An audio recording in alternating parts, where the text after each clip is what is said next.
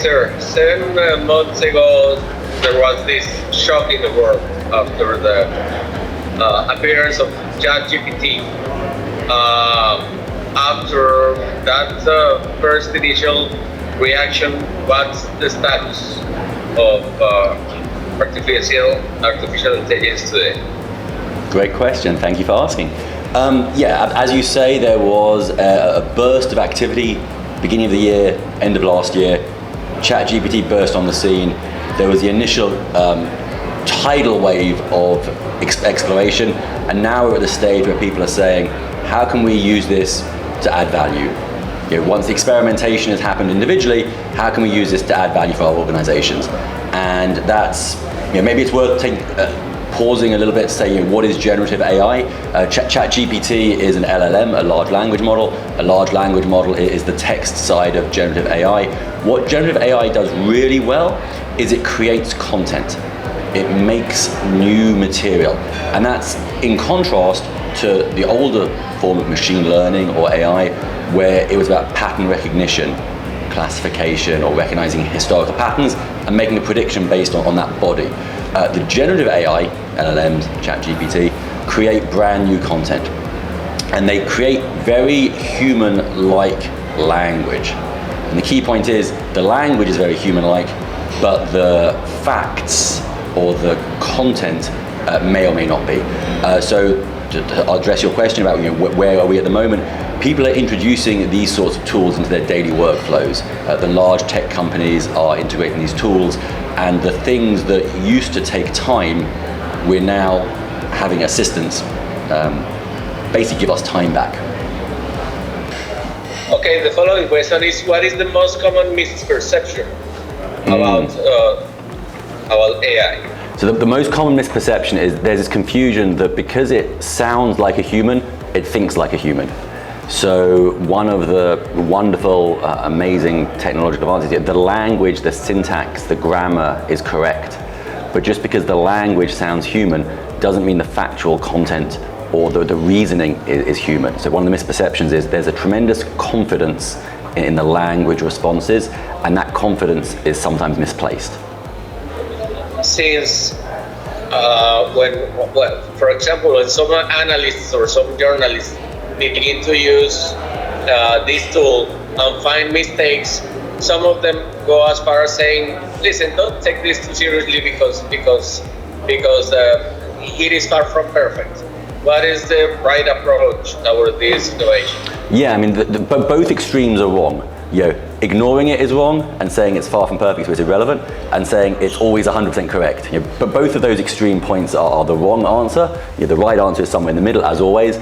A human plus a tool is better together than the tool on its own or the human on its own. So using generative AI, ChatGPT, LLMs, using them as a tool with the human interacting can be more powerful than the tool on its own without the human, or the human on its own without the tool. You mentioned that one of the amazing things about AI is that it levels the field, if I'm using the correct expression. Instead of the overperformers using this perform better, but not that much, and the ones that are below average increase their performance a lot. Could you explain a little bit of this, please? Sure. So there was a study done by one of the big consultancy companies and some of the academics at the big universities, and they surveyed the performance on typical tasks with AI and before they used AI. And what they found was that everyone can benefit. Everyone can get a productivity boost, whether it's doing things faster, doing more things, or doing things at better quality. But those that had the most to gain were those that were most mediocre. So the consultants that were in the middle of the field sort of made a big increase in their productivity. Those that were already very, very effective, they still increased, but not by as much. And so the term for this is sort of leveling the skills or leveling the playing field. And it's an interesting concept as it's going to play out in the future, Because what it's basically going to mean is that the things that we have put a premium on, the knowledge, the skills, the talent that's made people perform well, maybe that's not going to be the case going forward. Maybe learning how to use tools is going to be a higher value add skill than learning the specific knowledge or the specific skills in a certain industry. That's certainly an area to watch. Of course, there are many concerns. One is that using in a positive way, this will be a very helpful tool. In a negative way, this would even hurt people. What's your view on that? Absolutely. I mean, when we increase someone's productivity, it depends on the intention of the person, whether the outcome is good or bad. So someone that wants to add value and do good in the world can do that better. Someone who has negative intentions or is looking for ill, is doing something in the wrong direction, they can do that more effectively as well. That absolutely is a concern. And there's a lot of media attention, a lot of headlines around the doomsday scenario of AI. My personal view is AI, and then the autonomous AI is less of a threat. The bigger threat is the human person with AI. That's the threat. What about the nature of work? The fear that thousands of people or millions are going to be unemployed because of this. What do you think about that? Yeah, that's an often raised issue. I think the extreme view is too extreme. Thousands or millions, tens of millions. So it's not going to be the case that we go so far that way. But what we can say when we look back at the economy and how technology has evolved is that we always go through cycles of change. Technology continues to evolve, people's jobs do change. Once upon a time, a computer was a person who calculated math sums sitting at their desk manually. We now will have a computer on our desk. Those people, that career doesn't exist, those jobs transferred into other areas of the economy. Before the spreadsheet existed in the 1970s and the early 80s, accountants did what's called double entry bookkeeping to keep the accounts by hand. The spreadsheet made their life easier, but accountants still exist, or they've migrated into other areas. So I think that the change is inevitable. I think there's a lot of concern in general about what it's going to mean for individuals. What I would point out is the tasks that the machines can do are the low value add tasks, are the simple tasks. So someone doing their job with a machine can do it better, can focus on the higher value add tasks where the humans can really add value. So the machines can do some things very well, the humans can do some things very well. You mentioned concerns, and there are, of course, political concerns. We saw the conference in London last week. Is that good or bad? If politicians meddle into this, is it a cause for concern? Do they understand what experts like you know? I think that is a great question. There is a need for regulation and central coordination. I think what we can say is that if private companies are left to their own devices, sometimes there's negative externalities. And I think this is one of the areas where there is a need for coordination, global consensus building, safety, ethics, transparency, and so on. If it's left to private companies, as we know economically, private companies profit maximize. Sometimes society suffers. So I think if we leave it to companies, that's probably not the right answer. So some regulation, some coordination is necessary. Your second point, I think, was very valid, which is just how much do the politicians understand? Just how much do the regulators understand? Just how much do, not enough yet, I think is the answer, but none of us do. I think there's an unknown in terms of where we're going to go. So in terms of having policies that are encouraging AI ethics, AI transparency, AI safety, the policy statements are very good. So we're going in the right direction. What needs to happen now is the practical implementation. how do we do these things, and how do we distribute best practice to everyone. But I think, yes, that there is a need for some level of regulation around usage. Let's even go into geopolitics, because the two major hubs of AI at this point in time are China and the US, by far. The rest of the world is well behind, even Europe. What does that tell you? Yeah, as I think it's not saying anything, it's not obvious. There's overt conflict and there's sort of covert competition, should we say. And I think, yes, it is the equivalent of an arms race to do things quicker, faster, better. It's the economic conflict, which is those countries, those states, those regions that have the capabilities to implement these technologies themselves have an advantage. Now, I think that against that is sort of the academic side, which is the sharing of knowledge, the open sourcing. So I think that there is a natural conflict between the geopolitics and drawing borders on nation states, and then what academics and the open source community do, which is sharing knowledge. So it'll be interesting to see how that plays out. I know the risks of using a crystal ball, but what do you expect, let's say, 1 year from now or 5 years from now? Great question. So let me first give the evasive answer, then I'll give a real answer. The evasive answer is I was once told never to make predictions with a certain time frame. You either give a direction but no time frame, or give a time frame but no direction. But the real answer, I think we will continue to see rapid development, and I think we'll continue to be surprised. So sort of we're expecting developments to happen incrementally and linearly and slowly. But then what's happened is that was happening in the background, and then what came to the public consciousness was 10 years of hard work suddenly looked like things had happened overnight. So I think there's a lot of hard work being done in lots of research centers, in lots of companies, in lots of universities, and so some of those, when they sort of become public, it's sort of oh my good, this has happened so quickly.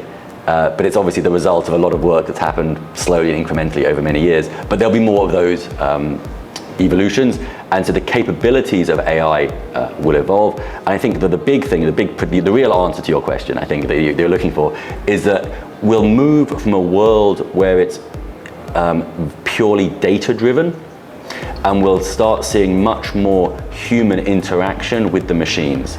So machine learning and AI for many years has been the data, let's learn from the data and ignore the human, let's take the human out of the loop. Some of the more advanced LLMs now have actually got humans inserting structured knowledge into the responses. So one of the solutions to the LLMs that hallucinate is to say, here's a curated set of data, only give me answers from these specific data sources. So the human is specifying good data sources, if you like. And I think where we're going to see a lot of use in the corporate world is when there's a lot of documents that are living inside an enterprise, training on those documents. So the language comes from the LLM, but the factual answers and the factual content comes from the company's own documents. And so I think that integration between the human and the machine, that's going to be a path that we're going to go down much more. Two more questions. First, how should an emerging economy such as Colombia move in these waters, which are, that a country such as ours don't control at all? So I think there's what individuals can do, and there's what organizations can do, and there's what sort of the government can do to encourage or discourage in that. So maybe I'll answer those three levels.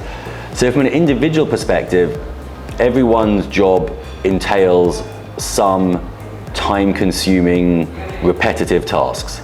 20 years ago, you would probably be taking notes on this meeting. Now you've probably got Zoom making a transcript of this meeting, and you could ask ChatGPT, take the transcript of this meeting, summarize Ben's conversation. Tell me the most important things Ben said. So the very time-consuming tasks that everyone does can be reduced.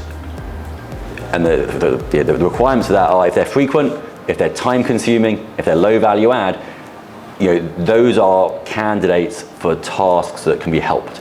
So your role as a journalist, my role as an academic, other people's roles, there's always something that we don't like. Replying to emails, taking meeting minutes, the more administrative type tasks can be time saved. And with the time saved that the individuals have, they can focus their efforts on the higher value add tasks. So in your case, thinking of insightful questions to ask. In my case, anticipating what might happen or what type of research we want to do. So it's about giving people time. So that's at the individual level. Then at the enterprise level, depending on the size of an enterprise, small company, large company, central bank, and so on, there's the collective knowledge that an enterprise has that sometimes isn't written down. Or sometimes it's the opposite case, it is written down, but there are too many documents, policies, procedures, how to do things. That knowledge can be made more accessible to the individuals in the company more smoothly.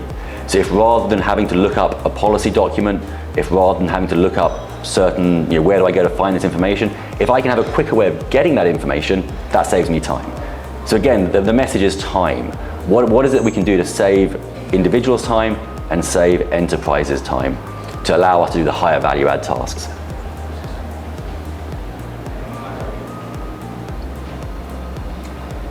And the final question, does the optimist in you think that this is great for humanity, or does the pessimist in you say that the risks surpass the possible positive outcomes? That's a really good question. Maybe I'll make an observation around sort of the severity of an outcome versus the probability of an outcome. And sort of, I think as humans, and certainly journalists and headline writers, that they focus on the severity of an outcome because that's what gets people's attention. We sometimes don't talk about the frequency of an outcome. So to give an example, I'm English, we have an expression, or we had an expression in England, that if you give monkeys typewriters, eventually they will write the complete works of Shakespeare. If you give enough monkeys, enough typewriters, enough time, eventually you'll get all of Shakespeare's plays. It's possible, but it's not probable. It's highly unlikely, 0.00000, with lots of 0.1%. So the outcome is monkeys writing Shakespeare's plays. The probability is very low. So to answer your question about the pessimist and the optimist, yes, there is a very, very, very, very small chance that a very, very, very bad thing happens. Absolutely. We can't discount that. But I think we're not spending enough time thinking hard enough about the probability. We're talking about the severity of the outcome without really exploring how likely that is. So as a sort of enterprise risk person, as a mathematician, I think I'm neither optimistic nor pessimistic. I'm just frustrated that people don't talk about the probability and they just talk about the severity. So I think sort of if we can get the discussion to be a bit more nuanced and ask people, well, what do you think the probability is, or how can we try to understand the probability, that's taking the conversation where it needs to go. Well, sir. Thank you, Professor. Really fascinating. Well, thank you for the great questions. Thank you for the preparation. I mean, I had a list of questions I was going to prime you with, but your questions were a lot better than the questions I was going to give you. So thank you.